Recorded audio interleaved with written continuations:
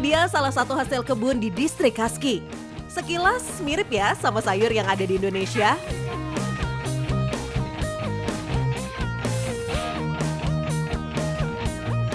Wah, nah ini salah satu tanaman pertama yang kita ambil itu namanya iskus.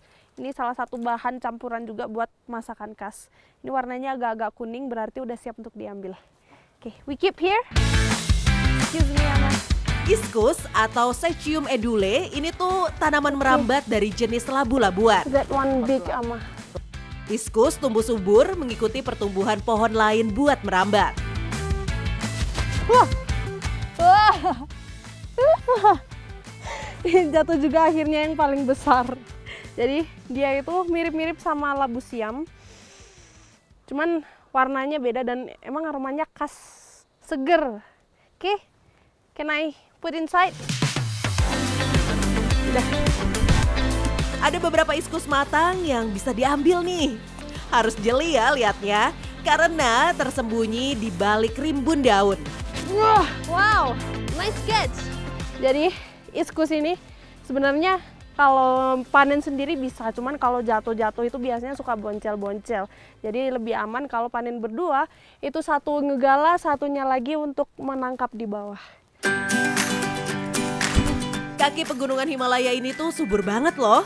Tanah kaya nutrisi dan pasokan airnya melimpah.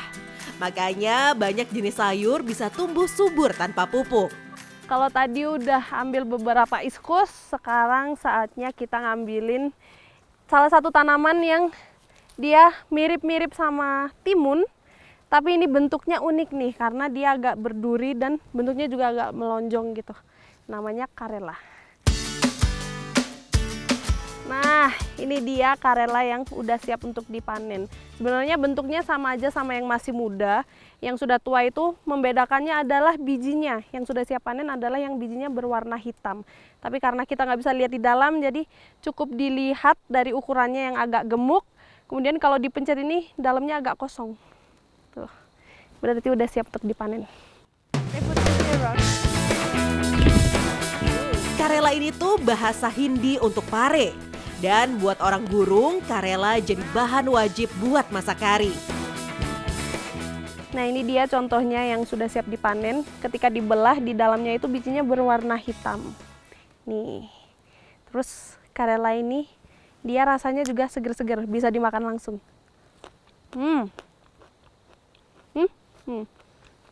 Jadi yang ini jadi tumbal untuk dimakan aja dan dicek bijinya. Yang lainnya langsung kita stop. Gak cuma buat masakan, karela juga bisa dipakai untuk pengobatan tradisional. Mulai dari detox, obat diabetes, masalah pencernaan, sampai nurunin kolesterol. Keren ya? Nah, ini dia iskus dan korela yang menjadi dua bahan utama untuk membuat olahan khas Nepal, yaitu diro. Sekarang saya dan Ama udah di dapur dan kita mau menyiapkan dulu bahan-bahannya.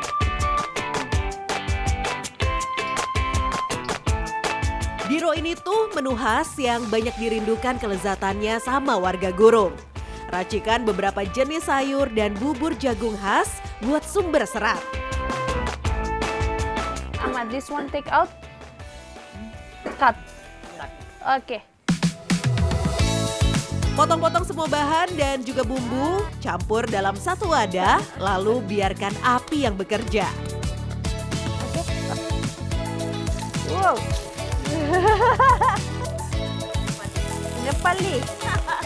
Ini barusan dimasukin bahan-bahannya, tapi aromanya udah kecium, sangat lezat. Gak sabar nyobain hasil akhirnya kayak gimana nanti. Seperti India dan negara lain di Asia Selatan, Nepal punya menu masakan dengan karakter bumbu rempah khas. Jadi selain bahan-bahannya, ini rempah-rempahnya juga banyak banget. Ini yang membuat rasanya itu khas. Enough? Oke. Wah, more. Ini kayaknya semua rempahnya dimasukin deh. Enough? Ternyata alat masak dan bumbu khas tiap daerah tuh dibentuk sama alam, iklim, dan budaya setempat. Or more. Apa yang tumbuh di tanah mereka, itulah yang jadi cita rasa khas di setiap dapur. Wah, ini yang membuat agak kesulitan karena wajannya itu sangat berbeda dengan yang biasanya dipakai di Indo. Ini wajannya sangat kecil seperti untuk ambil air. Di dapur khas Nepal, dekshi atau panci ini jadi alat masak yang mudah ditemukan. Praktis untuk membuat beragam menu masakan, sekaligus hemat bahan bakar karena cepat panas. Bentuk wajan yang berbeda dengan biasanya yang di Indo itu emang sengaja dibikin bulat, kecil, dan ditutup karena masaknya itu pakai bara. Jadi ditutup itu supaya menjaga aromanya nggak tercampur sama asap-asap ini. Bentuknya mungkin sederhana, tapi dari sini lahir cita rasa khas kaki Himalaya. Jadi ini lauknya udah selesai, selanjutnya kita akan masak diro.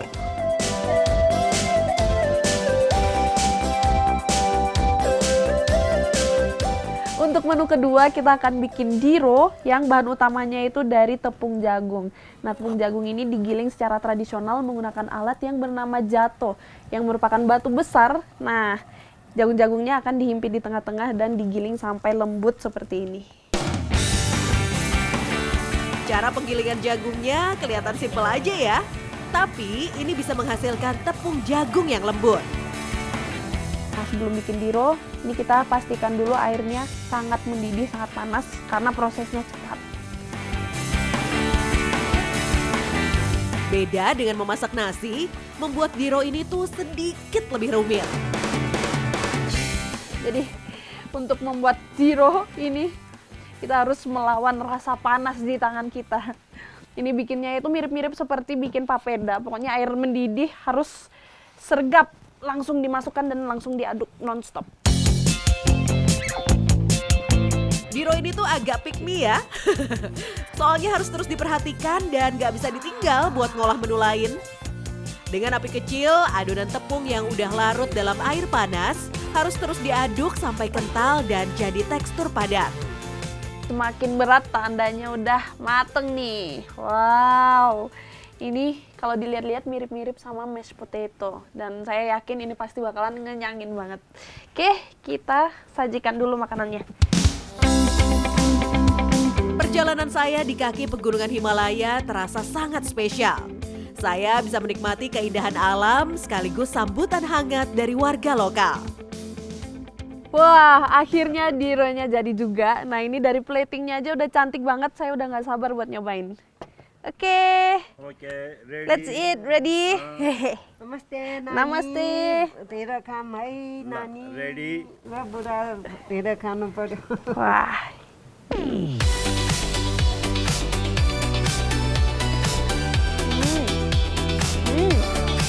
Mito.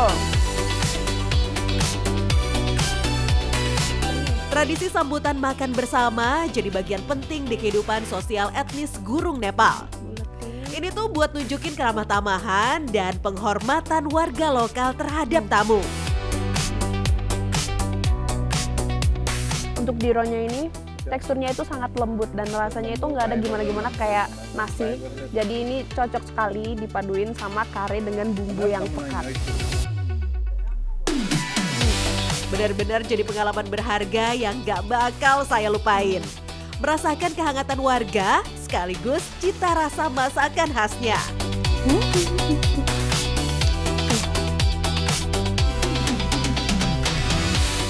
Ini korela yang udah dipetik, diolah jadi seperti ini. Campuran dengan alu dan iskus. Alu dam iskus. Vegetable. Yummy. Um, Untuk korelanya ini memberi rasa segar. Jadi kalau semuanya itu rasa bumbunya itu terlalu pekat, chicken nah soup. ini bisa jadi penetralnya nih.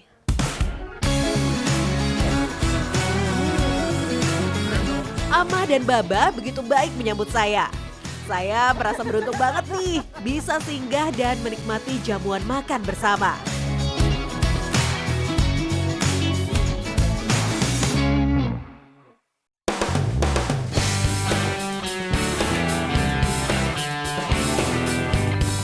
Ada di ketinggian 1.900 meter di atas laut, membuat akses desa Gandruk dikelilingi medan terjal dan curam, sehingga sulit diakses kendaraan roda 4.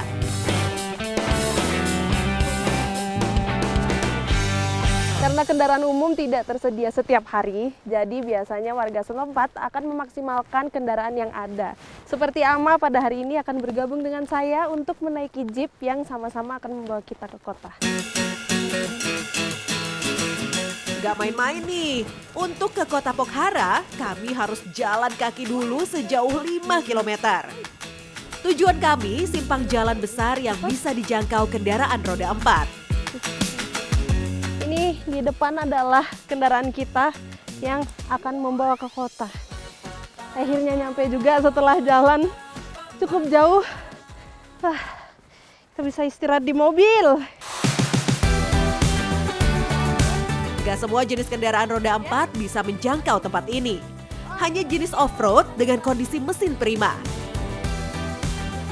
Untuk di sini mau kendaraan umum maupun pribadi memang mayoritas menggunakan mobil 4x4.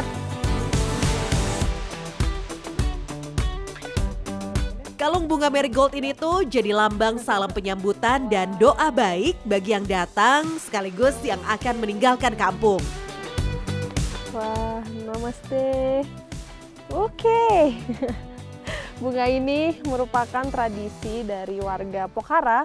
Biasanya digunakan untuk menyambut, seperti yang kali ini saya bersama Ama dan Gurung Dai akan melakukan perjalanan ke kota. Nah, bunga ini tuh menyimbolkan supaya selamat sampai tujuan. Oke? Yes. We go? Yeah. Let's go. Let's go, let's go. Take a seat, please.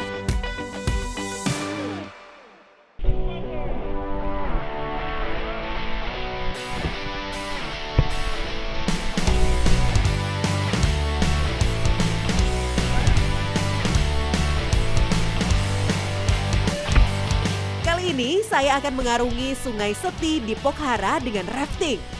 Arus sungai deras dari gletser dan salju yang mencair pastinya bakal ngasih sensasi rafting yang berbeda.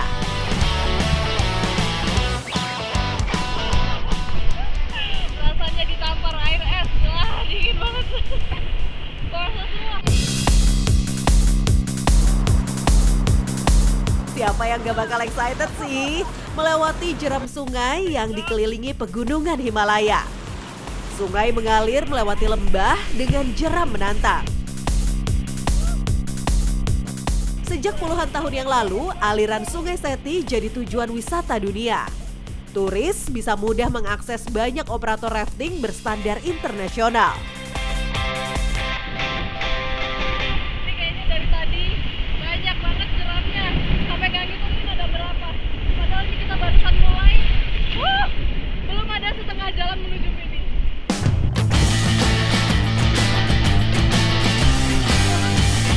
Beda ya sensasinya riverboarding kalau misalnya untuk liburan aja untuk menikmati pemandangan sama yang gini nih. Sensasinya berasa kayak olahraga. Bener-bener menguji nyali ini sih. Apalagi Sungai Neti ini masuk 9 lokasi arung jeram yang paling menantang di Asia.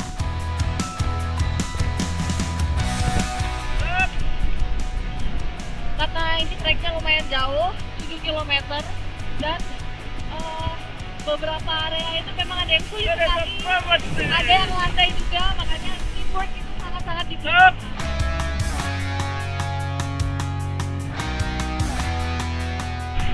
Setiap perahu pasti bakalan ada kayak yang ngikutin fungsinya.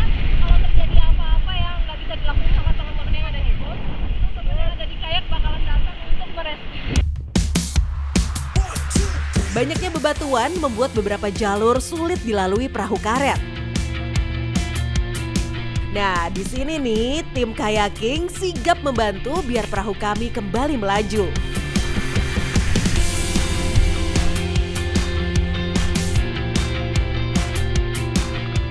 Wow, impresif. Ternyata kalau kebalik pakai kayak itu tinggal dibalikin lagi badannya. Keren banget.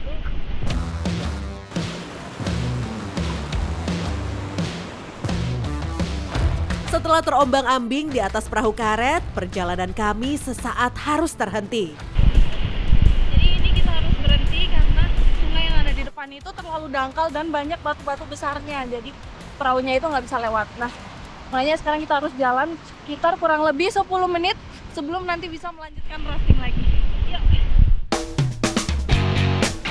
Sedikit menjauh dari aliran sungai, perjalanan kami lanjutkan melewati jalan setapak. Wah, saya malah dapat kejutan nih. Lagi kita udah nyampe di lokasi berikutnya dan bosnya udah nunggu di sebelah sana. Tapi nih kita akan turun dengan cara cliff jump. Di depan saya ini tingginya sekitar kurang lebih 3-4 meter. Jalan buntu di depan. Jadi satu-satunya cara ya cuma melompat buat kembali ke jalur rafting.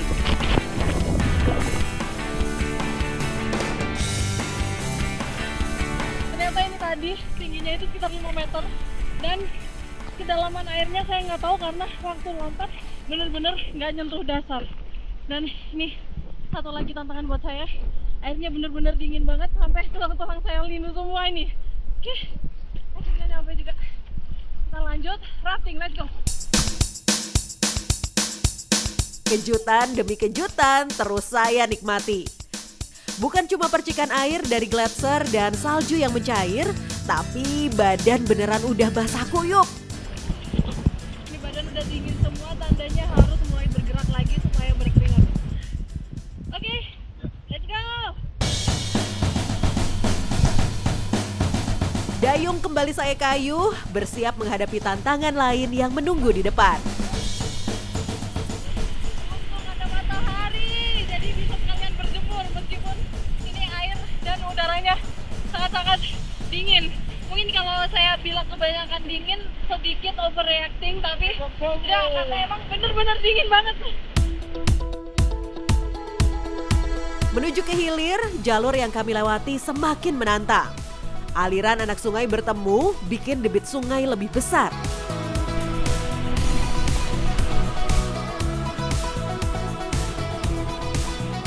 Jelasnya susah banget, tapi justru yang seperti saya suka karena semakin hati saya berdebar, jadi tubuh saya juga semakin gak kedinginan. Sudah lebih dari setengah perjalanan, namun kejutan dari Sungai Seti belum selesai. Gak cuma air dingin, saya juga bisa menikmati keindahan pegunungan Himalaya.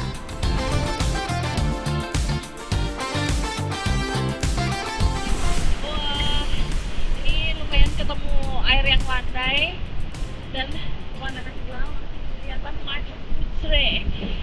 Benar-benar cantik banget ya. Selain merasakan sensasi jeram, saya juga menikmati pemandangan di sepanjang jalur rafting. Jadi kita melewati di bawah jembatan yang menghubungkan dua desa, tapi ini banyak sekali frame-framenya. Dan tuh dia dari kejauhan itu sangat cantik karena dia berkibar dan warna-warni. Pantas aja ya, rafting di Sungai Seti jadi daya tarik wisatawan dunia. Karakter sungai dan keindahan alamnya ngasih pengalaman yang gak biasa.